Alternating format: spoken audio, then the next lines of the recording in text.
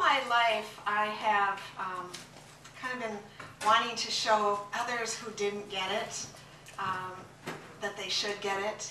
Try to help people. Anybody ever have that? Like I had to sway the other side. Those that were misguided in their beliefs because, heck, I knew what I was talking about and they didn't. And I have to say that a lot of it started when I was growing up in my family of origin. And I grew up in a fairly wealthy community. And my father was Republican. My mother basically was neutral.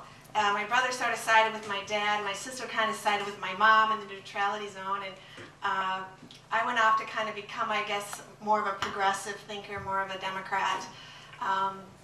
And my father, when we'd have these discourses, he was very good at allowing me to have my opinion.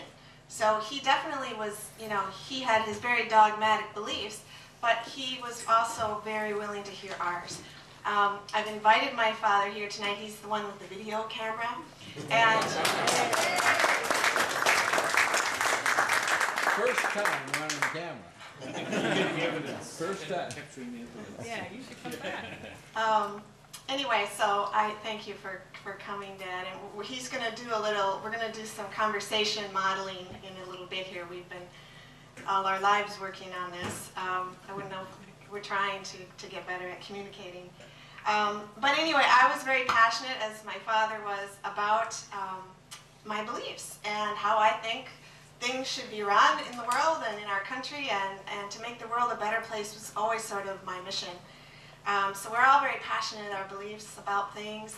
But when I was about 22, I was very much in this activist mode, and I decided to, after I got a degree in child development, and I worked in the inner city, very different from the place I grew up in, and saw how children lived in inner city Minneapolis, I was quite shocked. And instead of becoming a counselor, which is what I'd planned on doing at the time, I went to the state capitol and got a job as a page, and thought I was going to learn everything I could about the legislative process so I could lobby and advocate on behalf of these children. And so from about 22 to about 32, I kind of moved up in the system, and I eventually became a lobbyist for United Way, and I was working to help early childhood public policy move forward. And as I watched the laws be made at the state and sometimes at the federal level, I became quite disheartened and quite disillusioned. When you watch laws be made year after year after year, right there, you know, a lot of you see campaigns, but if you don't really watch how they make laws, it's quite sad. And it's very, I watched how the polarization of philosophies kept getting in the way of making good ones, you know, really helping children, really making better education system, really making better healthcare. You know, things weren't really thought out very well because there was so much fighting and so much polarized, I'm right and you're wrong kind of talk. So I became quite disillusioned at the dysfunction of our political system and our public policy making process. And I left that scene, I was done, never going to go back. Went back to get my master's in the counseling, which is what I meant to do, and went to go attempt that again. And I did that, and I brought in, as I began to learn meditation and learn about spirituality, I brought sort of that into my psychology practice and began to be a spiritual teacher. And I just was on this little journey, and never did I imagine that one day I would actually be bridging spirituality and politics together, because I was never going to have anything to do with politics ever again. And when the 2004 elections got underway 4 years ago, I had heard the comment, as many of you have heard, it's still talked about. President Bush said that God guided him into the war in Iraq.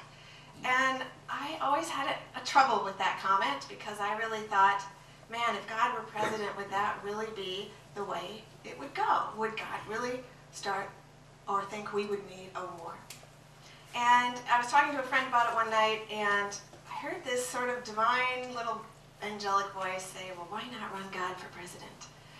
So I thought, well, that sounds kind of interesting. Why don't I do that? And I started this little fun campaign on the internet, and I made a platform of what I thought my God would say and stand for in a campaign. And of course, when you looked at my platform, it probably looked kind of democratic, and it was still Lisa's kind of ego and her thoughts about the way things should be. And I showed friends, and eventually one guy friend of mine, I want to stress that, he encouraged me to turn my little God platform into a novel. And I kind of looked at him and I said, a novel? Why would I do that? And he said, well, if you don't, I will. He said, I think you should make God a woman and have her come incarnate and run her campaign. What would it be? I said, well, I don't write novels. I write nonfiction. I've written for a lot of, spiritual magazines and psychology journals. I've written for things, but I don't know if I could write a novel. Well, he said, just go see.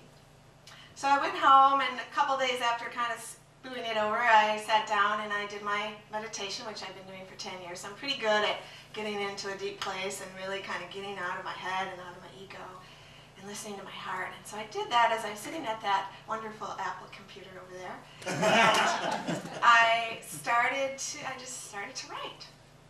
And what appeared in the writing was much different than what I had planned to do, because my plan was to change the outcome of the 2004 election with a book or a platform of the God of love. And what the voice, the muse, every writer says they have a muse. Well, I had a muse. I often tell people I don't feel like I wrote this book. It just sort of showed up.